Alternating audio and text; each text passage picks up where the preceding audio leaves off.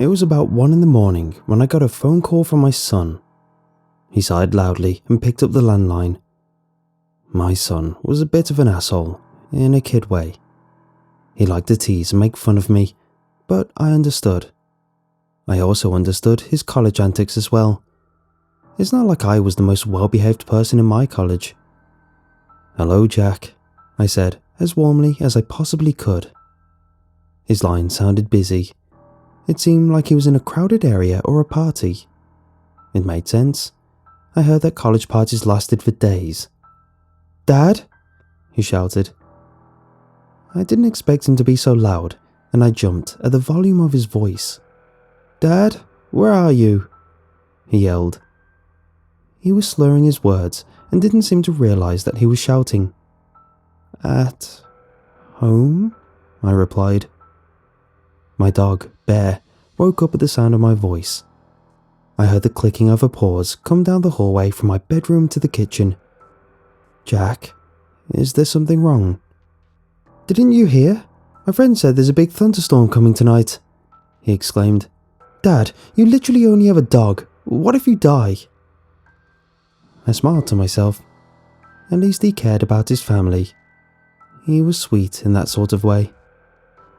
"Are you drunk?" I asked, laughing softly. Bear licked my hand as he trotted over to a water bowl. "Yeah, kind of," he replied, seemingly embarrassed. "Get one of your friends to drive you back to the dorms. It's late," I said, yawning in the middle of my sentence. "Huh?" Jack asked, and before I could answer, he screamed a goodbye and hung up. I chuckled again, and Bear looked at me. I sometimes wished I was a dog like her. She didn't have to deal with hammered stepchildren on the phone. I watched as she stretched and walked around before I saw her go to the sliding glass door. She whined a little bit, and I sighed. I was already awake, so it would be fine for her to romp around in the backyard for a little bit. She was an energetic dog to begin with. I unlocked the door and slid it open, and she immediately burst into the backyard. I had a pretty large backyard, mostly because I lived in a pretty secluded house. There were just bare fields for miles around here. Bear did her usual thing, running around, sniffing the ground, before she started barking.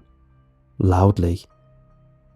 It wasn't her playful barks, but a much more aggressive one. I tried to ignore it. Maybe she saw a squirrel or something. I heard a small clap of thunder, and Bear barked even louder. "Huh?" I said, with a small note of amusement. Jack was right. I probably stood there for another few seconds when I felt a few water droplets land on my head. Here it was. It was best for me and Bear to just head inside. I called Bear back, but she didn't move a muscle. Instead, she was sniffing something on the ground. Odd, I thought. Bear was a ferociously obedient dog. She knew what command I was giving, even before I gave it. I stepped off the deck and walked over to where she was, to possibly see what was distracting her so much. "Bear, what?" I cut myself off when I saw what Bear was sniffing at. It was a baby bird, dead on the ground. I grimaced at the sight, but tugged at Bear's collar to make her move away. I felt the tension in her body when I touched her, and a low growl was starting in the bottom of her throat. "Bear, let's go," I said, louder than my usual voice. She was not going to make me stay out here and get soaked in the rain. Bear finally looked at me, her ears perking up, and she seemed to have snapped out of her stupor. She ran over to the deck and bolted inside the house. I didn't want to pick up the bird, but I covered it with a nearby leaf, just in respect. I began to walk towards the house when I saw something fall right in front of me, 2 feet away. Curious and a bit nervous, I took a closer look and saw that it was another bird. Dead. I nudged it around with my shoe, but it didn't move. It was very dead, Did it die on impact? I couldn't tell, but I was creeped out. I picked up my pace and jogged to the deck, shutting the sliding glass door when I got inside the house. Bear was waiting for me, as happy as day. Suddenly, a thud.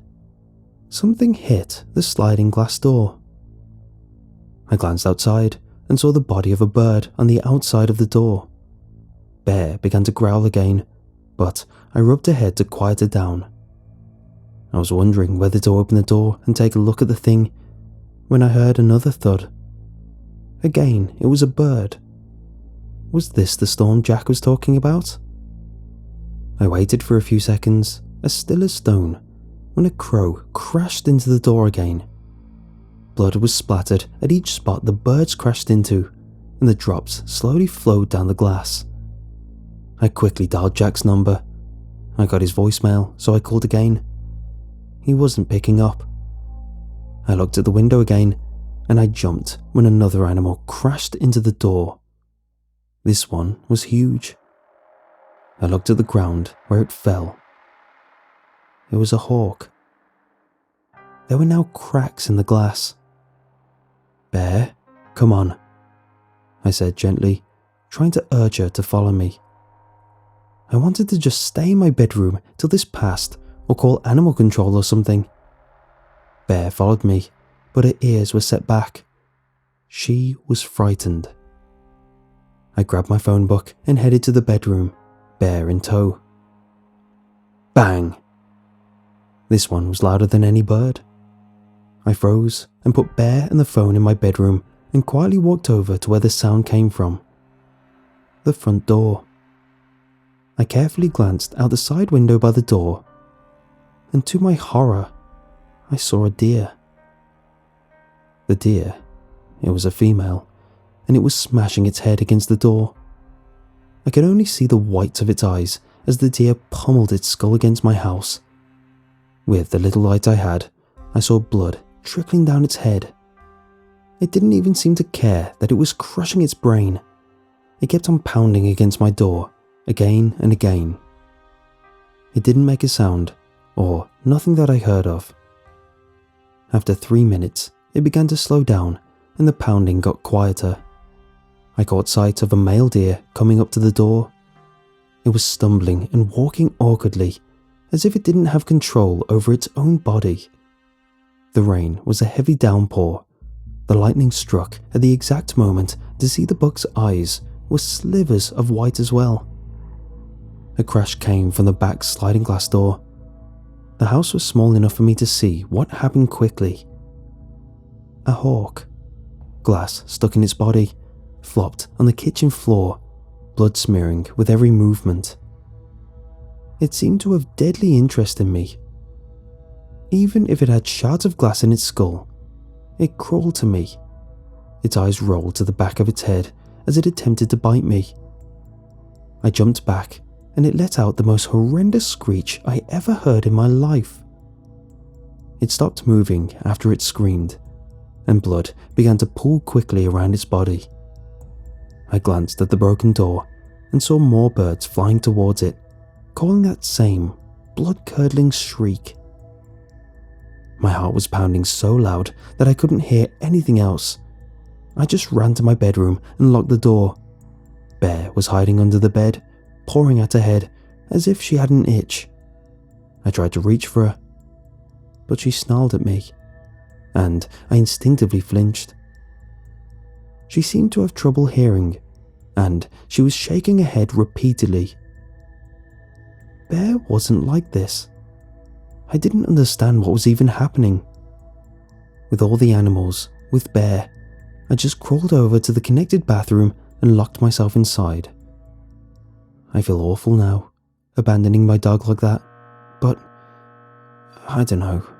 She really didn't want to move, and I couldn't get her out from under the bed. I just hid in the bathroom, the lights blaring against my eyes. I didn't know what the hell was happening, but I heard more crashes and more things breaking in the house. There was a small window in the bathroom, and I decided to take a peek outside. Birds were flying towards my house, along with another line of animals from the darkness of my backyard. Then, something else caught my eye. It was lagging behind the birds. I couldn't make out exactly what it was till it got closer. It was coming for the window I was looking out of. It was slow and its movements were sluggish and unstable. I realized it had a humanoid appearance. It was standing on 2 legs and seemed to have 2 arms. The skin seemed to be pulled back, and I could see the thing's gums as clear as day. Its mouth was gaping open, and I could see a row of human-like teeth, except they were all yellow, black and chipped. If I could make a guess, it seemed to be 8 feet tall and as slim as a stick.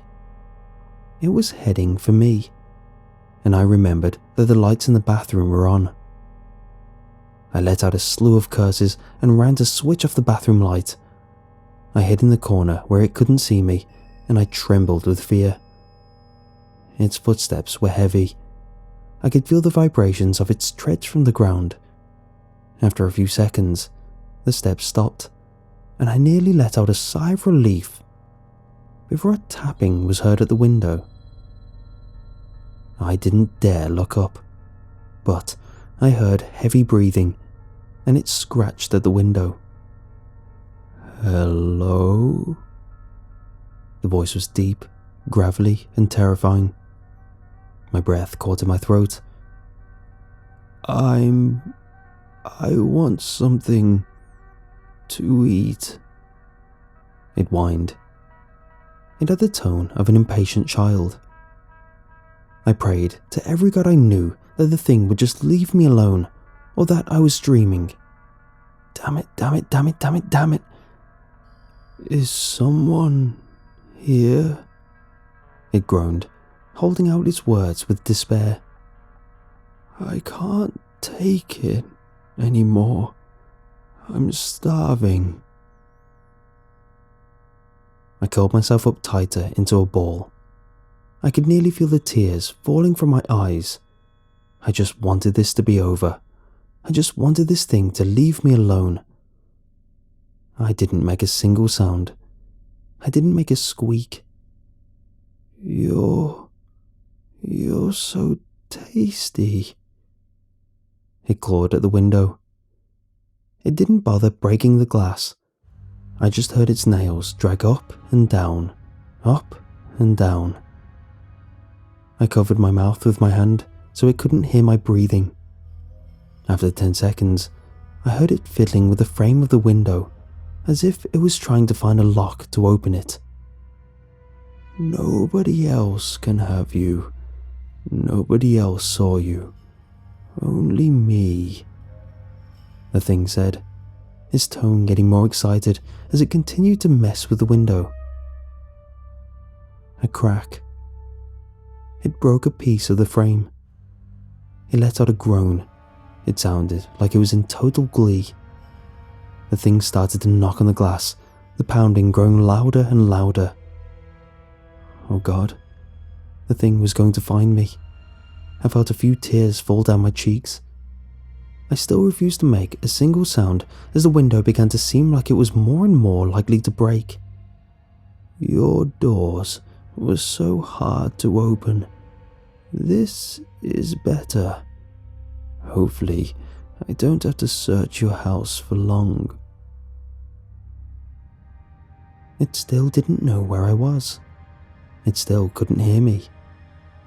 Suddenly, Bear started barking and scratching the outside of the bathroom door. I held in the will to scream at my dog to shut up, but it was too late. That thing heard it. "Oh," it murmured. It sounded disappointed to hear Bear. "Only a dog."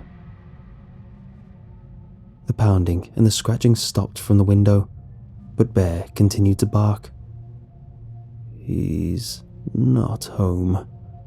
Where is he?" the thing said in a slightly irritated tone. "I can't. No one sees him. I can't see him. I didn't even take a breath in the next minute as the thing stayed there, motionless. A shame. Footsteps began to recede and Bear stopped barking. I couldn't hear anything except my heart pounding so unbelievably loud. I stayed in that bathroom for the entire night, not moving from that corner. I eventually fell asleep a few hours later. When I woke up, I carefully unlocked the bathroom door and peeked outside. Bear was asleep on my bed, but she woke up when she saw me. Her tail wagged and she ran over to me to greet me. I haphazardly petted her head for a second before stumbling to the bedroom door, and, looking outside, I expected a mess, with all the crashing and clashing that I heard in the bathroom. But everything was fine. Bear was following me, but raced to the glass doors, basking in the sunlight that shone through. It wasn't broken like I saw it. It looked the same as normal. There weren't any dead birds, there wasn't a hawk, and there weren't any cracks. Was everything a dream? There was no chaos, no nothing, till I retrieved my phone from the bedroom and checked to see that Jack had called me at 5 a.m. I decided to call him back. He picked up right away. "Jack?" I asked, leaning against the kitchen counter. Bear was impatiently waiting for breakfast, but I wanted to get through my call first. My nerves were still a little on the fritz, so I must have sounded panicked. "Dad?" Jack replied. He sounded groggy, as expected of a hangover this size. "How are you doing?" I asked, finally giving in to Bear's pleading eyes for some food. I reached over for the kibble that was in the cabinet, my hand shaking. "I'm good. Are you okay? You're acting kinda weird." "I'm fine," I reassured him. "It's just a few animals decided to go crazy and mess up the house, I guess," I said. "Yeah, that..." Jack's voice was cut off. I stared at my phone, confused, even more so when I saw that I had no signal. Bear started to growl again and wouldn't stop when I petted her or when I put her food down. She was just staring out the glass door. I tried to see what she was looking at and spotted a deer standing right in the middle of the yard, not moving. It was just staring at us.